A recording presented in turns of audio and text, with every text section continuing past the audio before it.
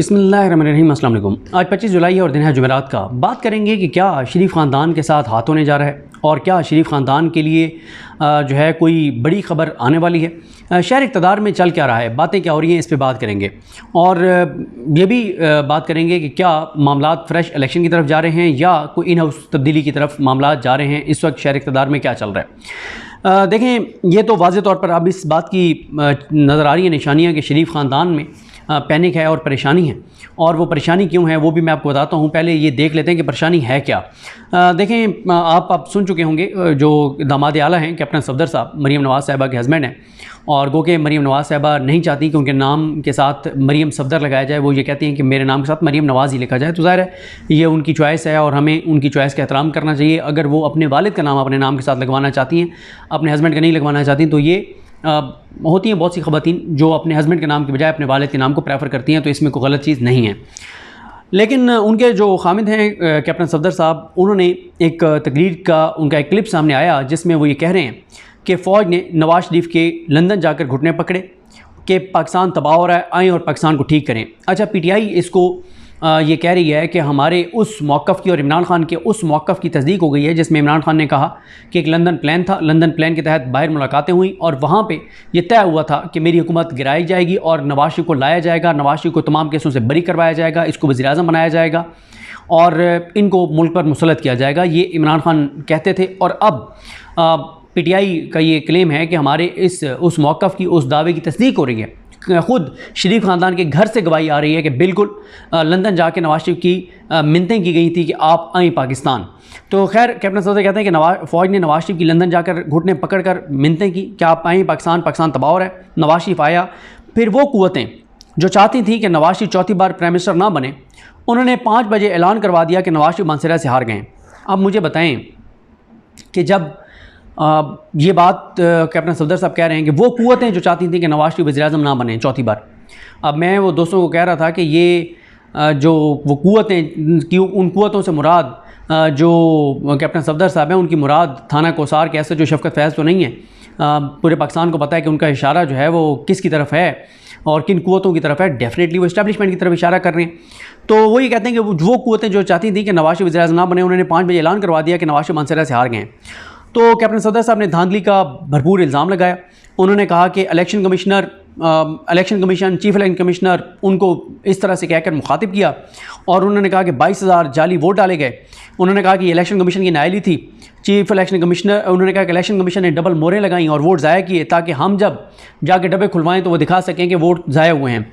फिर वो ये कहते हैं कि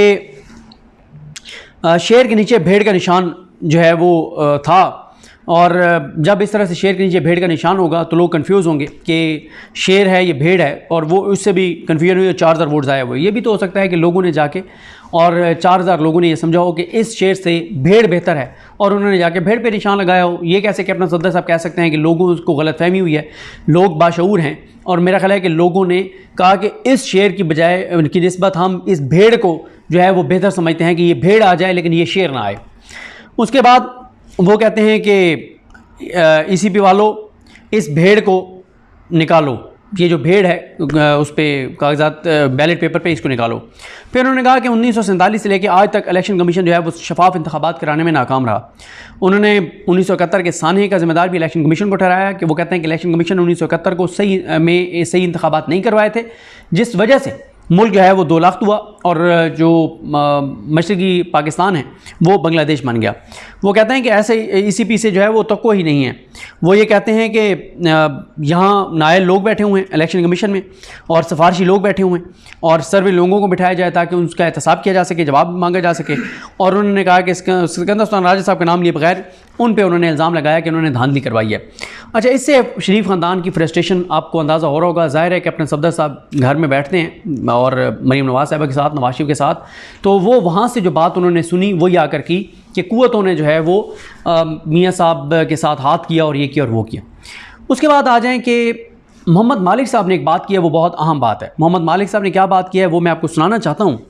फिर मैं आपको बताता हूँ कि इस सारे हवाले से शहर इक़्तिदार में क्या चल रहा है। ज़रा सुनिए मोहम्मद मालिक साहब क्या कह रहे हैं। मालिक साहब की इस बात का लुबे लुबाब यह है कि हर मामले में फ़ौज का नाम आ रहा है, हर चीज़ में बदनामी फ़ौज की हो रही है, हर चीज़ में मुहिम फ़ौज के ख़िलाफ़ चल रही है, हुकूमत कहीं नहीं है, इनका कोई नाम नहीं लेता, इनकी कोई क्रेडिबिलिटी नहीं है। तो फ़ौज की क़यादत के लिए फ़ैसले की घड़ी आन पहुँची है कि वो फ़ैसला करें कि उन्होंने नहीं बदनाम होने, इदारे नहीं बदनाम होने और आवाम के अपोजिट खड़ा होने। ये ज़रा सुनिए मोहम्मद मालिक साहब क्या कह रहे हैं। बड़ी एक खतरनाक एक हुई है। हर चीज में लोग फौज की तरफ देखते हैं। फरवरी 8 के इलेक्शन हुए, उसमें जब रिजल्ट्स आगे पीछे हुए, सब ने इल्जाम दागा फौज को, इसलिए वो उस पर भी खाकी चेहरा आ गया। SIFC बना, खुद प्राइम मिनिस्टर ने कहा कि ये आर्मी चीफ का ब्रेन चाइल्ड था, which was a good brainchild, I agree with that, मगर उसका भी खाकी चेहरा है।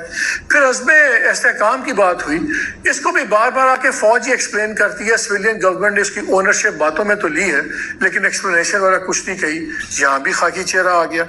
अब फायरवॉल आ रही है, जो कहा जा रहा है रिस्पांस में है कि बहुत ज्यादा प्रोपेगेंडा हो रहा है, लेकिन बार बार कहा जाता है क्योंकि फौज के खिलाफ प्रोपेगेंडा हो रहा है। तो ये अब जो एक घुटन आएगी, इसका भी खाकी चेहरा बन रहा है। अब जो पॉलिटिकल स्टैंड ऑफ है, जो जुडिशियल स्टैंड ऑफ, जुडिशरी का भी कॉन्फ्लिक्ट चल रहा है, वो भी फौज से चल रहा है। अब लोग हर चीज का जिम्मेदार इस मुल्क में फौज को समझ रहे हैं।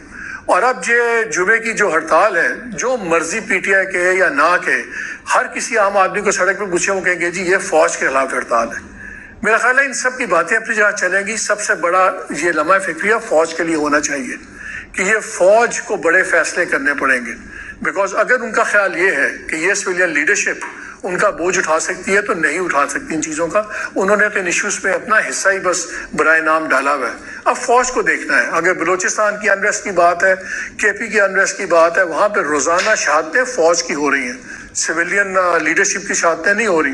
लेकिन इन शहादतों के बावजूद अगर सबसे ज़्यादा क्रिटिसिज्म और बातें होती हैं, वो फौज की टॉप क़यादत के ऊपर बातें होती हैं। फौज की टॉप क़यादत को अब सोचना होगा कि हमने इन बड़े फैसलों को सबको लेके करना है या खुद करना है। और अगर खुद करना है सबकी एक्सक्लूजन पे, तो फिर इसका बोझ और इसके नताइज भी खुद ही इनको उठाने होंगे। अब आने वाला वक्त बताएगा कि क्या हम इंस्टीट्यूशंस इंडिविजुअल की तरह सोचेंगे या इंडिविजुअल्स इंस्टीट्यूशंस की तरह सोचेंगे। बहरहाल हम चाहते हैं वही हो जो इस मुल्क के लिए अच्छा हो, पाकिस्तान के लिए अच्छा हो, यहाँ की फौज के लिए अच्छा हो, यहाँ की डेमोक्रेसी के लिए अच्छा हो। लेकिन ये लम्हा फिक्रिया है और फौज को सोचना होगा। देखें, अब ये मालिक साहब ने बात की है ना, इसी पे शहर इक़्तिदार में ये बातचीत चल रही है कि वाकई फ़ैसले की घड़ी आन पहुंची है। और इससे पहली जो मेरी वीडियो है, जो तवील थी, 34 मिनट 35 मिनट की वीडियो थी, लेकिन ज़ाहिर है उसमें मैंने हालात का अहाता किया कि इस वक्त मुल्क के अंदर हालात हैं क्या, इंटरनेशनली पाकिस्तान के ऊपर क्या प्रेशर है, इकॉनमी की क्या सूरत हाल है, अदालतें और इदारे आमने सामने हैं, दहशतगर्दी की सूरत हाल आपके सामने है, अनसर्टेनिटी है, महंगाई है, बेरोज़गारी है, तबाही है, बर्बादी है, इस हुकूमत की क्रेडिबिलिटी नहीं है, हर दूसरा पाकिस्तानी पाकिस्तान छोड़ के जाना चाहता है, मायूसी है, अंधेरा है, तकलीफ़ है, अजियत है, मुश्किल है, बिजली के बिल हैं, हर तरफ एक मायूस कुन सूरत हाल है। और हर चीज़ का इल्ज़ाम पाकिस्तान की फ़ौज को ठहराया जा रहा है। और जो शरीफ ख़ानदान है वो मज़े में है, वो अपनी अयाशियाँ कर रहे हैं, केसेस उनके बंद हो गए हैं, करप्शन लूट मार अभी भी जारी है, कैपेसिटी पेमेंट्स की मद में 1900 करोड़ 5 साल में सलमान शहबाज वगैरह को चले गए। तो इस तरह से उनके तो मज़े हैं, बदनाम तो इदारे हो रहे हैं।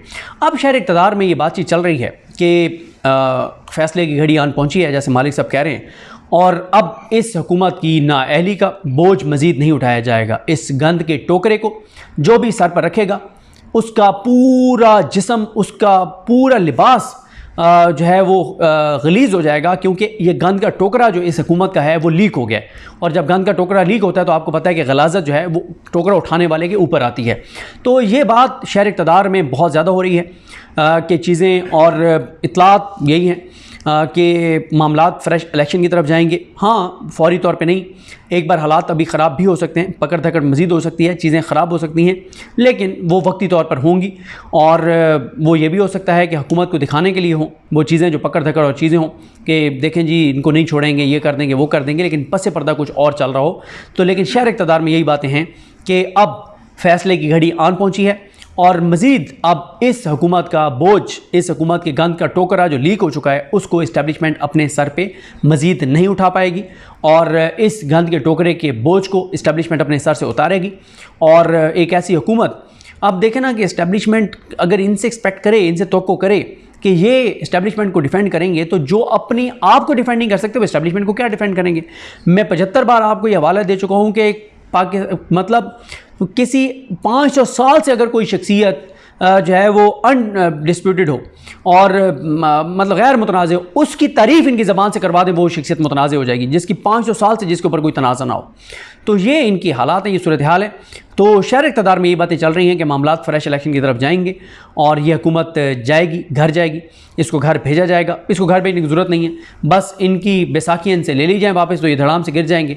ये तो बैसाखियों पर खड़ी हुई हुकूमत है और अब इसकी क्योंकि कुशन ख़त्म हो गया है, कर्ज़े देने के लिए, वापस करने के लिए भी कर्ज़े नहीं मिल रहे और सर्कुलर डेट हो, बिजली हो, हर तरफ अनसर्टेनिटी है और फिर अनरेस्ट है। KPK में आपको हालात का पता है, बलूचिस्तान में इस वक्त आपको पता है वहाँ जो एहतजाज, जो चीज़ें KPK में जो एहतजाज और जो चीज़ें AJK की सूरत हाल पहले आपने देखी थी, GB में इस वक्त चीज़ें चल रही हैं। तो इनकी क्रेडिबिलिटी ऐसी नहीं है कि ये मुल्क के किसी हिस्से में भी किसी चीज़ को बेहतर कर सकें।